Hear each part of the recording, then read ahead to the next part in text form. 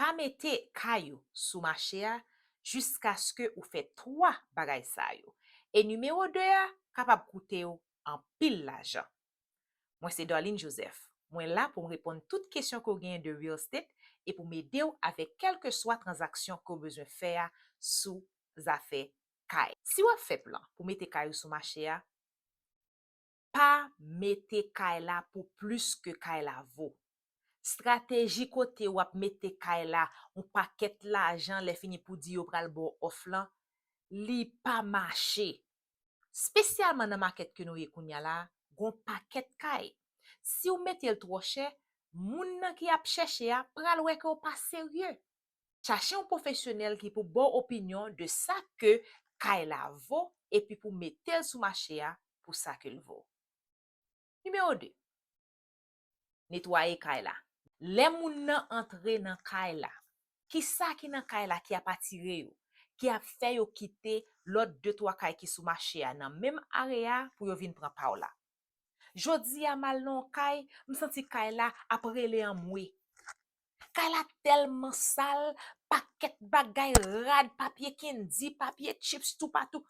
Kay la apre le an mwe, kay la besoin moun qui pour vin pran pour porter le secours. Si ou décide mettre sous marché a, mes amis, faut mettre le non façon pour l'attirer moun. Est-ce que ou même sou tap acheté ou tap entré dans kay sale comme ça, est-ce que ou tap prend ou pas tap vle parce que ou tap wel trop sale. Les kay la nan état ça, plus moun kap chercher pour investir, kap vle acheter.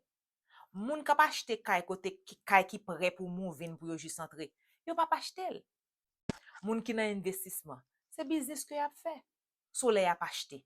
Y a toujours chercher pour yo joindre un bon deal. Parce que it's about the money, pas gen émotion, c'est l'argent que y a essayé fait. Ça ka coûte l'argent.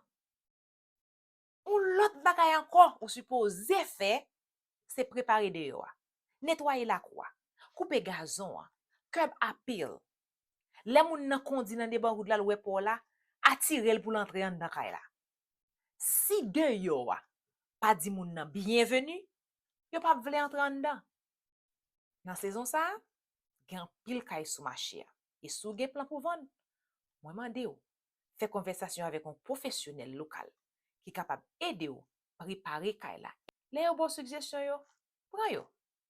Parce que vous voulez vendre kay la. Et but yo, c'est pour yo aider ou avec process là. Sou nan Georgia, on cherche un monde pour aider ou avec ça, contactez-moi.